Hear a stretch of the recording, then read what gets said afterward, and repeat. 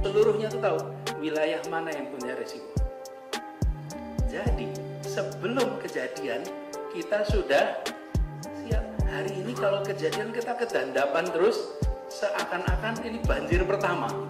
Dan tanah ini tuh udah puluhan tahun kena banjir. Tapi cara kita menanganinya itu ad hoc.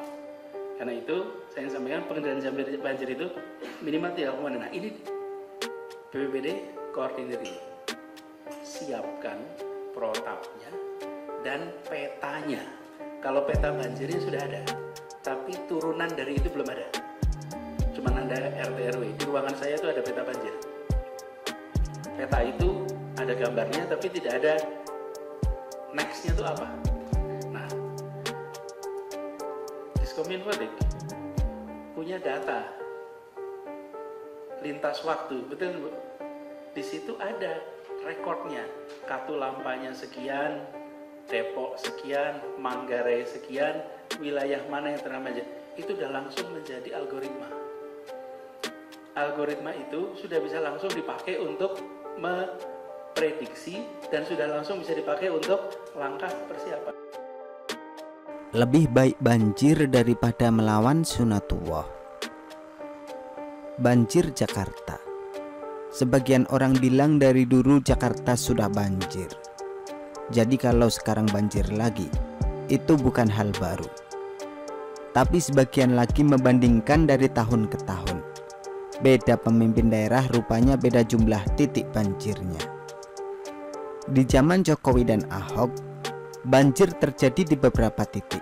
Dan daerah-daerah itu menjadi prioritas penanganan serta antisipasi guna meminimalisir genangan air.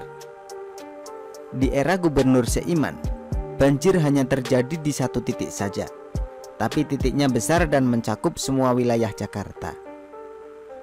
Yang membedakan antara Gubernur Seiman dengan Jokowi atau Ahok hanya satu, cara penanganan. Jokowi dan Ahok menangani banjir dengan bekerja secara logis. Gubernur Seiman berdoa agar Jakarta banjir. Maka jangan heran kalau Gubernur Seiman itu tidak mau melakukan normalisasi atau pelebaran sungai. Karena itu tidak ada gunanya.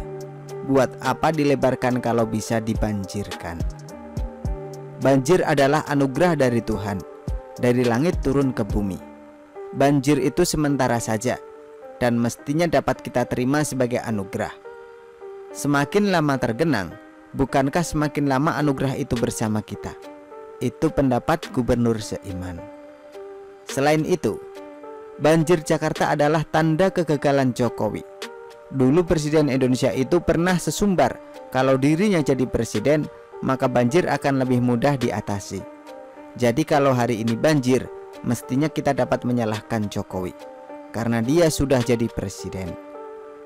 Sang Gubernur Seiman tidak salah dalam hal ini. Selain karena menganggap banjir adalah anugerah Tuhan, juga karena dia tidak mau melanggar sunatullah. Air itu turun dari langit ke bumi, bukan dialirkan ke laut. Bahwa kemudian lubang-lubang resapan yang sudah dilakukan dan dianggarkan bermiliar-miliar itu tak membuahkan hasil, ya biarkan saja. Tugas kita sebagai manusia itu berusaha atau berikhtiar, bukan memaksa hasil yang sesuai dengan keinginan. Sebagai orang beriman, lebih baik menerima kondisi dan musibah yang ada daripada melawan sunatullah.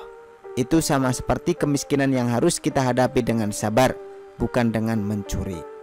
Buat apa aman dari banjir kalau nanti di akhirat malah tenggelam, menerima dosa-dosa akibat melawan sunatullah.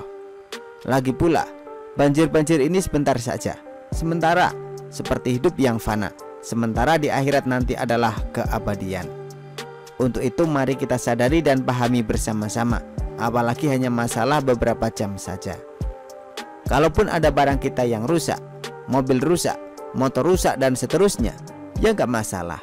Itu kan hanya barang-barang dunia saja. Yang penting iman kita tetap selamat. Bagi warga Jakarta yang sudah memilih Gubernur Seiman sebagai pemimpin, juga tak bisa disalahkan. Beginilah demokrasi. Kita semua bebas memilih. Kalau pilihannya adalah menikmati banjir sebagai anugerah Demi surga yang abadi nanti, tolong warga luar Jakarta jangan protes. Tidak perlu mengkritik pada pemimpin kami yang seiman. Tidak perlu prihatin atau khawatir dengan kondisi kami. Kami jelas baik-baik saja. Menikmati banjir ini sebagai ujian yang berbuah pahala.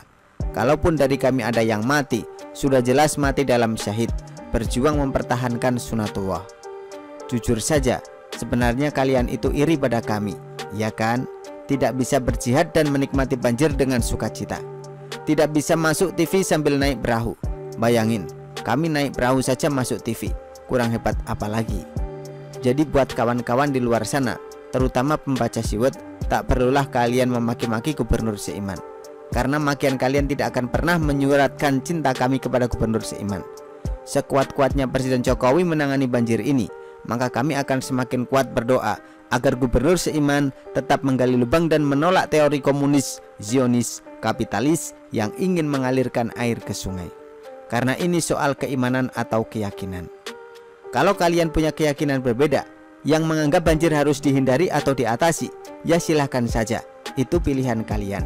Pilihan kami adalah banjir dan becek, agar diizinkan ikut seminar poligami. Karena bagaimana caranya mau ikut seminar kalau siang malam tidak banjir?